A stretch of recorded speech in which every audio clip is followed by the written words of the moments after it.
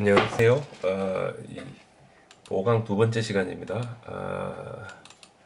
우리 진도 나갔던 것 중에 그 다음에 저희들이 다뤘던 거는 식민지 시대 때 그 농장 주인들이라든지 다양한 사람들이 불교 고고학 발굴에 참여해가지고 이 많은 일들이 일어나는데 그 중에 가장 유명한 사건이 피프라와 인도와 네팔 국경에 있는 피프라와 발굴과 관련되는 이야기입니다. 우리 지금 요 인도 보시면 여기 인도와 네팔이 있을 때 거의 요 네팔과 인도 접경 지역에 요 관련된 이야기인데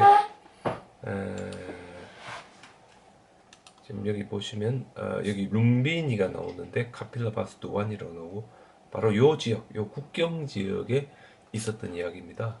근데 이 국경 지역, 인도와 이 그 네팔의 국경 지역에 영국이 인도를 식민지 통치할 때 많은 그 이 영국의 이 사람들이 일종의 농장주와 같은 형태로 파견되는데 지금 요 피프라와가 있는 지역을 우리 버드푸르라고 하고 요 버드푸르라는 지역에 파견됐던 사람이 윌리엄 페페입니다. 윌리엄 페페가 이곳에서 이제 파견돼 가지고 이곳을 이제 농장으로 해가지고 뭐 목축도 하고 면화도 기르고 이랬는데 자기가 있는 지역 꼭대기 쪽에 거의 네팔 국경과 붙어 있는 곳에 언덕이 하나 있고 이 언덕이 이제 가만히 보니까 불교 유적지와 같은 느낌이 보여가지고 이분이 이 아마추어 고고학자가 됩니다. 아마추어 고고 이분 이제 윌리엄 페페인데 이분이 아마추어 고고학자가 돼가지고 이 지역을 이제 이 언덕을 발굴을 하게 됩니다.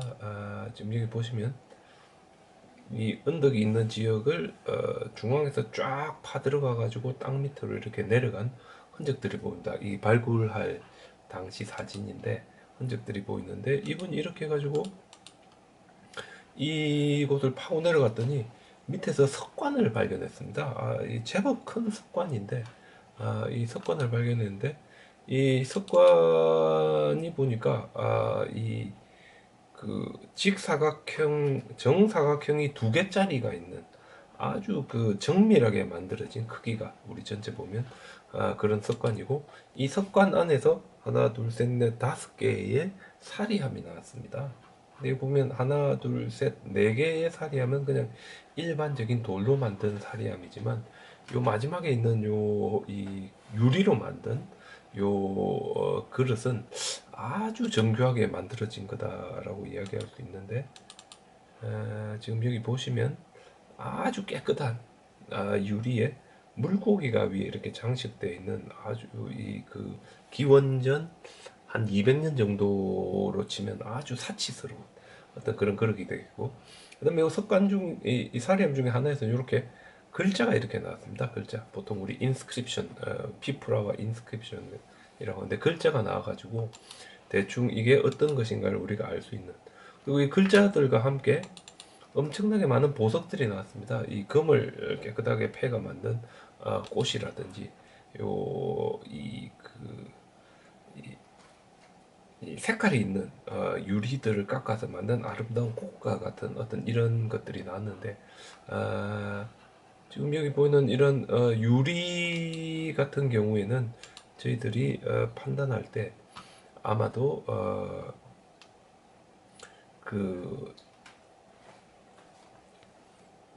미얀마와 태국에서 밑으로 쭉 이렇게 내려오면 말레이 반도가 아주 얇아지는 지역이 있는데 말레이 반도가 이 아주 얇아지는 지역 바로 요 지역 중간쯤에 가면 아, 아, 차오삼케오 카오삼케오라는 지역이 있습니다. 이 지역에 저희들이 발굴한 조사 보고서를 보면 사실상 저런 색깔이 나는 유리들을 세공해가지고 목걸이도 만들고 꽃도 만들고 했던 그 사실상 공방들이 나오는데 아마도 고대 인도는 요 이 그 벵골만의 해안선을 따라서 이렇게 무역 루트가 연결되어 있었던 것으로 보이고 어떤 그런 무역 루트를 통해서 이 그 차오삼개오의 유리공예품이 인도까지 간 거 아닌가.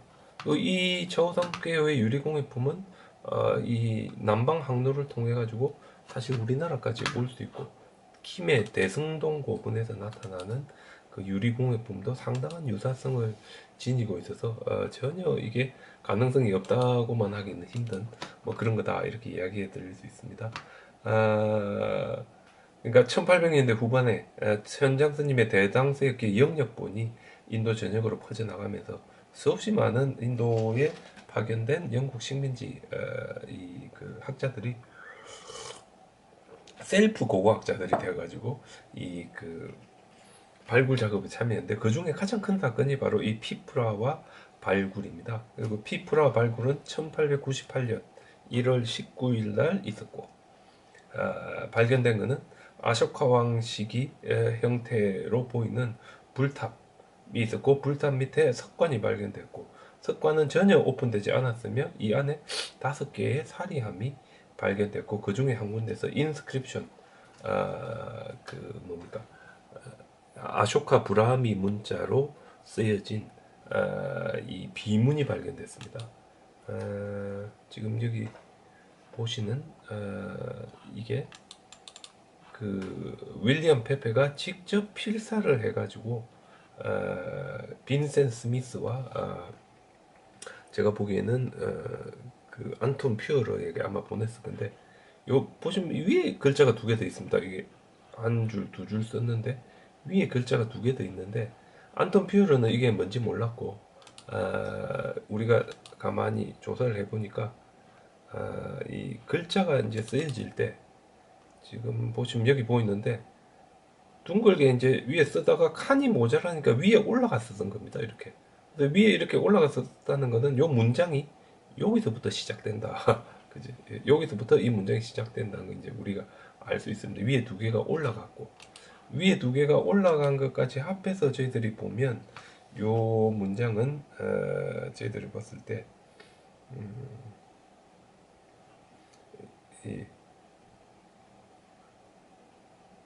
요 리남하는 뿌따다 리남하는 이 남이 이제 위로 올라간 건데 따라서 얌 샤리란 이단에 부따사 바가바토 샤키야무니 샤키야남 수부띠 버띠남 수 버기 니까남 사 뿌따다 리남 하는 아마도 요게 이제 기본적인 그 형태가 될 것 같고 요거를 제대로 우리가 복원하면 요 밑에 있습니다. 이얌 샤리란 이단에 부따사 바가바테 샤키야남 위에 보면 수키띠 보아띠남 사 보아기 니까남 사 부따달리남 수키띠 형제들과 그 자매들과 그 아들들과 부인들에게 속하는 이 사리함은 샤케아족의 성인인 부처님에게 속하는 것이다 라고 되어 있어서 사실상 요 안에 있었던 것이 부처님의 사리, 부처님의 진신사리였다는 것을 이야기합니다. 다만 우리 여기서 조금 불행한 거는 그 당시 이제 인도의 그 상황과도 관련되는데 이분이 이제 안톤 퓨어러입니다. 안톤 퓨어러. 요 그 발굴에 참여했었던 뭐 분이다라고 이야기할 수는 있지만 이분이 안톤 퓨어러인데 이 안톤 퓨어러는 영국 사람이 아니라 오스트리아계 그러니까 일종의 독일인입니다. 우리 오스트리아 뭐 독일 뭐 오스트리아 출신의 인도학자라고 할 수 있는데 이 독일을 사용하는 이분이 이 그 영국령 인도에 와서 인도의 행정 관료로 있을 때 이분은 정규직이 아니라 비정규직으로 있었고 자기가 발굴한 것을 좀 뻥튀기는 조금 이 거창하게 이렇게 확장하는 뭐 그런 모습들을 이제 이분이 많이 보여줍니다. 이분이 많이 보여주고 그 다음에 1800년대 1890년대 후반에 결국 이분이 그 마투라 지역에서 발견한 그 자이나 석상들을 위조한 흔적까지 이제 나타나면서 결국 이 그 발굴 조사라든지 어떤 이런 거에서 결국 잘리게 됩니다. 이분이 잘리게 되는데 어떤 뭐 다양한 상황들을 가지고 우리가 이분을 가만히 한번 살펴보면 이분이 조금 이렇게 문제가 많았던 분이다. 이렇게 이야기할 수 있을 것 같습니다. 이야기할 수 있을 것 같은데 안타깝게도 이분은 많은 그 이 포저리 그러니까 네, 뭐라 해야 되지? 포저리. 그러니까 이 인스크립션 위조를 많이 했습니다. 인스크립션 위조를 많이 했고, 대표적으로 요게 이제 이분이 그 안톤 퓨어러가 이 마투라 지역에 있는 자이나 석상을 발굴하는 장면입니다. 많은 이 식민지 인도의 노동자들을 데리고 여기 있는 자이나 석상을 발굴했고, 이분이 이제 안톤 퓨어러인데, 주로 요 다리 밑에 여기다 이제 인스크립션이 주로 많이 있는데, 없는 데다가 자기가 아는 아주 오래된 인스크립션을 새겨가지고 이거를 아주 오래된 엄청난 발굴로 포장한 게 들통이 납니다. 이분이 했던 게 들통이 나면서 결국 이제 쫓겨나게 되는데, 이 영국 식민지 그 고고학 조사관 자리에서 쫓겨나고, 결국은 1910년경에 스리랑카로 가서 남방불교 스님이 되겠다고 했는데 스리랑카에서는 안 받아준 것 같고, 우리 마지막 기록을 보면 이분이 스위스로 와가지고 스위스에 있는 이 카톨릭 교단의 일종인데 조금 다른, 살짝 이단인 것으로 보이는 카톨릭 교단에 입문해서 결국 그 교단의 신부님으로서 이제 평생을 살고 결혼까지 합니다. 결혼까지 해서 애도 놓고 이제 여생을 보냈다는 기록이 남아 있습니다. 이분이 남아 있는데, 이 전체적으로 보면 사실상 이 발굴은 엄청난 발굴이라고 했습니다. 우리 불교 2500년 역사의 최초로 인도에서 한 번도 오픈되지 않은 석관이 나왔고, 이 석관 안에서 부처님의 사리로 보이는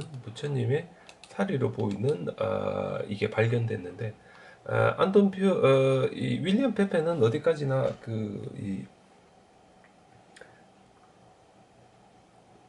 어떤 종교적인 내지 어떤 불교에 대한 어떤 신앙이라기보다는 아주 그 당시 일반적인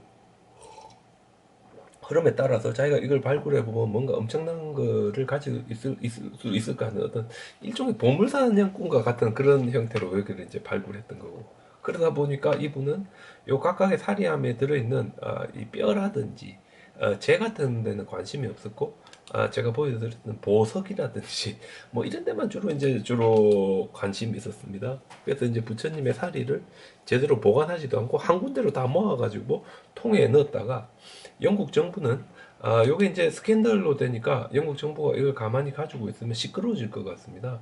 이게 시끄러워질 것 같으니까 영국 정부는 자기들이 이걸 안 가지고 있고 이 전체 이 사리들을 다른 곳으로 보내버립니다. 예를 들어서 이 사건이 벌어지고 좀 시끄러워질 것 같으니까 영국 정부는 이 전체를 다 어디로 보내는가 하면 태국으로 보냅니다. 태국은 그 당시에 이 출라롱콘이라는 분이 이제 왕으로 있었고, 출라롱콘은 일종의 그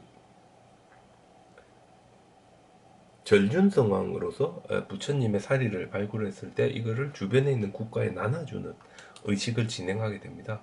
그래서 이제 몇몇 요 중요한 것들이 그 인도나 우리 영국에 이렇게 남아 있겠지만, 이 부처님의 사리 지금 여기 보시면 뼈 조각 같은 게 이제 제법 많이 발견됐습니다. 사실 요 전체적으로 이거는 인도로 다 보내버리고, 출라롱코는 방콕의 왓사켓, 우리 방콕 올드 방콕 외곽에 있는 보통 우리 골든 마운드레가 황금 언덕 위에 요 불탑이 있습니다. 이쪽으로 옮겨서 이 사리를 모십니다. 지금 가보면 이 왓사켓 지하에 이렇게 아주 오래된 불탑 아래에 지금 요 피프라와의 사리들이 모셔져 있습니다. 이 사리들이 모셔져 있는데, 얼마나 많은 사람들이 여기에 진짜 부처님의 진신사리일 수도 있는 사리들이 모셔져 있다는 그에 얼마나 많은 사람들이 이제 이 중요성을 알고 있느냐, 살짝 의문입니다. 살짝 의문이지만 이게 식민지 시대의 요 독특한 상황과 맞물려 가지고 이 중요한 발견에도 불구하고 결국 우리들에게는 뭔가 의심스러운 거로 남겨져 버렸다는 이 아쉬운 그런 이야기가 되겠습니다. 우리 한번 이래 보면 많은 사람들이 이제 영국 식민지 행정 관료들이 불교 유적지 발굴과 관련이 됐습니다. 최초는 프란시스 부처남인데 이분은 인도 비하르 지역을 왔다 갔다 하면서 아쇼카 왕 석주와 불상이 있는 것을 보고를 했지만 이게 아쇼카 왕인지 전혀 몰랐습니다. 이게 아쇼카 왕인지 알게 된 거는 1837년에 제임스 프린셉이 아쇼카 문자를 해독하면서부터 이제 저희들이 알게 됐고, 조지 터너와 같은 스리랑카에 파견된 식민지 행정 관료들이 스리랑카 역사서를 번역함을 통해 가지고 그 대화남비아 비아다시가 아쇼카구나 하는 걸 이제 알게 되고, 어떤 커닝햄이 이제 나타납니다. 많은 불규칙, 물론 제가 말씀드린 이분도 많은 문제가 있다는 이야기 드렸고, 아치볼드 칼라일은 이제 쿠시나가라 부처님이 돌아가신 데를 발견했는데, 보통 이분들이 활동할 때까지는 ASI 인도 고고학협회 또는 고고학조사협회가 주관했지만 돈이 없어가지고 AS 활동이 위축되면서 각 인도 식민지 정부들 주관으로 고고학 발굴 조사 작업이 위반되었을 때 인도 북서부를 맡은 사람이 안톤 피어르입니다. 말씀드린 대로 이 사람 좀 미조범이었고, 빈센 스미스는 유명한 아쇼카 왕의 전문가지만 조금 이렇게 보면 문제가 있었던, 물론 이분이 그래도 그 당시 북동부 인도에서 활동했던 분들 중에 제일 낫다 이렇게 이야기할 수 있습니다. 윌리엄 호이라든지 와델 이런 사람들이 서로 활동하면서 엉망진창으로 이게 되었을 때 이 사건이 일어났고, 결국 이 사건 때문에 영국이 더 이상 저런 식으로 인도 고고학 유물, 불교 유물들을 방치하면 안 되겠다고 해서 1902년에 존 마샬, 우리 유명한 우리 인더스 문명이라든지 간다라 불교의 중요한 유적지를 다 발굴한 진짜 전문가입니다. 이분을 보내고 바로 이 존 마샬이 모헨조다로라든지 인더스 문명, 간다라 불교, 산치 다시 총체적으로 다 재조사해가지고 이제 발굴 작업을 하는데, 존 마샬 때 와서 이제 제대로 이게 확립되었다 이래 이야기할 수 있습니다. 그리고 바로 이 과도기에 제가 말씀드린 거는 스캔들이 일어났다 이렇게 이야기해 드릴 수 있고, 이거하고 관련해서 하나 더 우리 좀 가슴 아픈 거는 부처님의 탄생지로 저희들이 일반적으로 이야기하는 룸비니조차도 많은 사람들이 이제 의심을 하고 있다 이렇게 말씀드릴 수 있는데, 룸비니는 기본적으로 제가 보기에는 발굴한 사람은 어, 안토피오로도 역할을 했지만 네팔 사람입니다. 네팔 사람은 카드가 슌사르 라나라는 분이 이제 이곳을 발굴했는데, 저한테 사진이 있습니다. 카드가 슌사르 라나. 라나가 지금 사진 없는데, 어, 이 네팔은 그 이제 왕가지만 네팔의 그 정치에 깊이 관여하는 가문 중에 라나 가문이라고 있는데, 라나 가문의 셋째 아들이 이 1800년대 후반에 요 네팔 남부 지역에 이제 행정 관료로 내려와서, 이분이 이제 영어도 잘하고 해가지고 이제 영국의 식민지 행정 관료들과 교류하면서 이곳에 이제 불교 유적지가 있다 해가지고 많은 이제 유적 발굴 활동을 합니다. 그러다가 이제 요 인도와 네팔 국경 지역 근처에서 이 아쇼카 왕 석주를 발견하는데, 지금 여기 보시면 밑으로 많이 이렇게 파 내려가는 흔적이 보입니다. 처음 발굴을 했을 때는 여기 높이가 이 정도밖에 안 됐었고, 이 밑에는 뭐가 있는지 아무도 모르는 상태, 흙에 덮여 있는 상태에서 이 밑부분만 발견됐고, 윗부분에는 낙서도 제법 많습니다. 뭐 옴마니 밤매움 같은 티베트 낙서도 있고. 근데 요게 이제 발굴돼 가지고 라나가 인도에 어떤 고고학적인 도움을 달라는 요청을 하는데, 인도 정부에서 보낸 사람이 운없게도 안톤 피어르입니다. 그래서 안톤 피어르가 국경을 건너서 이까지 와서 룸비니 석주를 본 다음에 뭐라는가 하면, 이 석주 높이가 낮으니까 밑으로 파고 내려가 보면 석주 밑부분이 나오고, 그다음 사람 키 높이 정도에는 그 인스크립션 뭔가 문자가 있을 수도 있으니까 한번 조사해봐라 하고 안톤 뷰는 딴 데로 떠나고, 카드가 슌사른 하나가 인부들을 동원해가 판 겁니다. 지금 요 앉아 있는 분은 요 석주가 발견되었을 때 지금 여기 석주가 있습니다. 제가 조금 확대를 해보면 조금 그렇지만 보기에 지금 여기 석주가 있고 여기 지금은 건물이 하나 있습니다. 보통 우리 마야당이라고 그러는데 이 석주가 발견됐을 당시에도 조그만한 사원 같은 형태의 건물이 하나 있었고 아마도 지금 우리 여기 앉아 있는 이분은 아마도 요 사원을 관리하는 분은 아니었었던가 제가 그래 추정할 수 있을 거 아마 그분이 여기 와서 앉아서 이렇게 보고 있었던 것 같습니다. 근데 이렇게 파고 내려가 보니까 이 안에서 인스크립션이 발견된 겁니다. 인스크립션이 그래서 요게 지금 발견된 당시 모습이고 발견된 직전에 여기에 갔었던 우리 바부 무크지라는데 바부 무크지가 그린 지도입니다. 여기 이렇게 이게 뭐 강이라고는 그렇고 또랑이 하나 흐르고 또랑에서 위로 올라가는 언덕 중간에 석주가 있고 석주 뒤에 보통 보기에 건물 마야당이라고 우리 하는 이야기하는 건물이 여기 위에 보이고 이쪽에 아마도 이 그 뭡니까 우리 인공연못이 하나 있고 주변에 나무들이 많지만 뭔가 유적지가 있었던 중요한 유적지가 있었던 형태로 보이는 지역이 있었다는 걸 이렇게 우리 고고학 리포트에 남기고 있습니다. 이 지역이 우리 이 초창기에 이제 주변의 나무를 다 걷어내고 나니까 이런 모습이었었고 네팔 정부에서 이건 복원한 모습입니다. 네팔 정부에서 복원하면서 뭐 요 언덕 같은 것도 하나 만들고 우리 이 스투파 비슷하게 조금 이래 만들었다가 이 독일 사람들과 함께 오늘날의 형태로 이렇게 복원했습니다. 지금 흰색으로 칠했는데 오늘날의 형태로 이렇게 복원했고 요 안쪽에 이제 그 마야당 이 건물이 있고 여기 보면 이제 요 석주가 있습니다.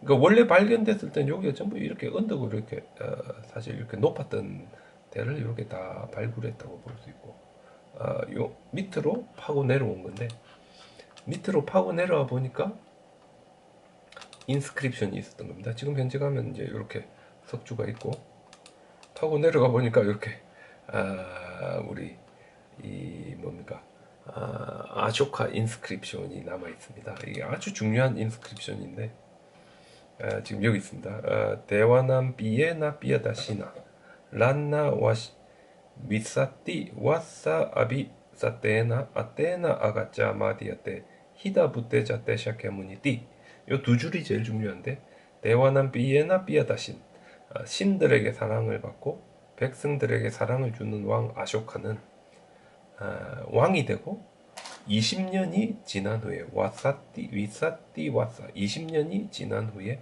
아테나 직접 아가짜 이곳에 와서 마디아테 봉헌을 드렸다. 왜냐하면 히다 부테자테 샤캬문이 바로 이곳에서 샤캬족의 성인인 부처님이 자테 떼어났기 때문에 그래서 이건 지금 보시면 마우리아 왕조의 황제가 직접 즉위하고 20년 있다가 이곳에 와서 이 부처님이 태어나는 곳에 큰 절을 올렸는데 왜냐하면 바로 이곳이 샤캬족의 성인인 부처님이 태어났기 때문이라고 해서 우리 인도 고대 최대의 제국의 왕이 직접 와서 이렇게 이야기했다는 것은 바로 이곳이 실제 그 당시에나 지금에나 부처님이 직접 태어난 곳이다라고 이제 우리가 이야기할 수 있게 됩니다. 그죠? 문제는 이 비문도 운 없게 안톤 퓨어러가 왔다 가면서 이제 위조 아니냐는 이야기 속에 휩싸여 있는데 쟤들은 이제 위조 아니라고 합니다. 왜냐하면 안톤 퓨어러는 워낙 그 산스크리트 능력이 떨어졌기 때문에 요 정도의 비문을 위조할 수 있는 능력이 전혀 없는 사람이었고 따라서 위조가 아니었을 것이다. 그러고 다만 어떤 이런 다양한 사람들이 역할을 하면서 인도의 불교와 관련된 많은 것들이 알려졌지만 엉망진창으로 이렇게 많이 되었다는 걸 저희들이 꼭 명심해야 된다. 제가 이야기 드리고 싶고요. 그 다음은 불교에 대한 다양한 언급들. 그제 뭐 이제 루터와 붓다를 비교해 가지고 루터나 붓다나 성직자들의 손에만 있었던 종교를 모든 사람의 손으로 이렇게 다 이렇게 옮겨와서 모두가 다 이 그 종교적인 지식, 삶에 대한 지혜를 다룰 수 있도록 이렇게 도와줬다는 이야기. 루터와 붓다를 비교하는 이야기라든지 아니면 이 오베이에 셰케레 같은 분이 프로테스탄트 부디즘 자꾸 이제 부처님을 개혁가다 하는데 그래서 뭐 이제 기독교와 불교를 이렇게 비슷하게 이야기하는 성향이 많은데 자기는 그런 게 아니라 프로테스탄트 부디즘 하면 스리랑카가 영국에 저항하는 스리랑카 민족주의적인 입장에서 있는 그게 진짜 프로테스탄트 부디즘이라는 이야기를 이제 전했었고 다음은 이제 루이 들라 발레부생이 제가 보기에 아주 중요한 이야기인데 한편으로 보면 불교인들이 목표로 하는 열반이라는 게 우리의 일반적인 이 이해의 척도를 가지고 보면 이해하기 어렵지만 인도 사람들은 그 정도에 전부 다 이렇게 만족하고 있다. 뭐 이제 그럼에도 불구하고 우리 유럽인들은 이해하지 못하니까 우리 유럽인들 책임이 아니고 그다음 우리가 이해하지 못하는 이유는 유럽인들이 이해하지 못하는 자기들이 생각을 명확히 하지만 인도 사람들은 그렇지 않다는 이제 다양한 이야기를 섞어서 발레부생이 아주 뛰어난 불교학자입니다. 사실상 인도 사람들 불교인들과 유럽인들을 따로 구분하고 유럽인들은 좀 더 객관적이고 합리적이며 생각을 명확히 한다면 불교인들은 인도인들은 좀 신비적이고 뭔가 이 그 생각이 명확하지 못한 거임에도 불구하고 평등을 내놓는 사람들 아닌가 하는 조금은 이 편견이 들어가 있는 이야기로 이렇게 보이면서도 제일 마지막에 이제 제일 중요한 얘기를 합니다. 그럼에도 불구하고 요 발레부생의 이야기가 중요한 거는 자신들 학자들이 할 일은 열반이 어떤 것인지 공부해 보는 것이라고 한다면 불교인들이 해야 할 일은 열반에 다가가는 것, 불교적인 수행을 통해서.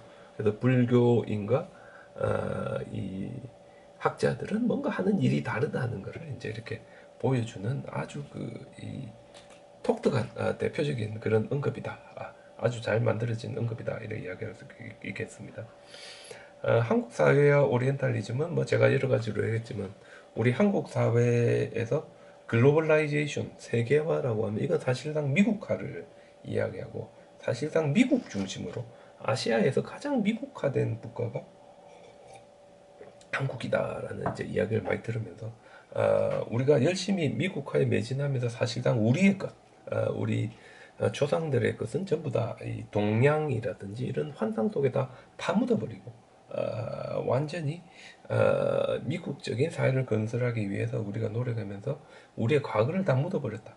그래서 이 동양 철학하면 점치는 것, 동양적인 심성이라면 뭔가 자신 없고 신비적이며 여성적인 어떤 이런 거를 지칭하는 거로 우리 과거를 부정해버리고 그리고 이 철저하게 서구 중심적으로 사는 우리 한국 사람들이 스스로를 서구와 하나로 만들면서 이 뭡니까 한국적이고 동양적인 거는 뭔가 우리가 버려야 되고 뭔가 우리가 조사해야 되고 뭔가 문제 있는 거로 그래서 뭐 이 뭐 동양학 뭐 이 우리 세계 문학 전집하면 주로 다 유럽이나 서구의 거고 철학하면 주로 이제 유럽이나 서구 철학이지 우리 동양의 뭐 이런 것들은 전혀 들어가지 않는 철저하게 서구 중심으로 생각하고 서구 중심으로 공부하는 그래서 후천적으로 우리가 어떤 서구 중심만이 우리가 앞으로 나아가야 될 길이고 어, 이 동양적이고 인도적이며 우리 한국의 과거의 일들은 뭔가 다 버려야 되고 안 좋은 거로 이렇게 고리타분한 거로 생각하는 심성들이 이래 우리들에게 만들어졌고 그 한가운데 사실은 불교가 있습니다. 불교가 우리나라에 이제 가장 오래된 종교이기 때문에 그러면서 경제적으로 성공했다고 자부하는 많은 한국 사람들은 스스로를 코리언이라고 하면서 아시아에서 분리시키고 인도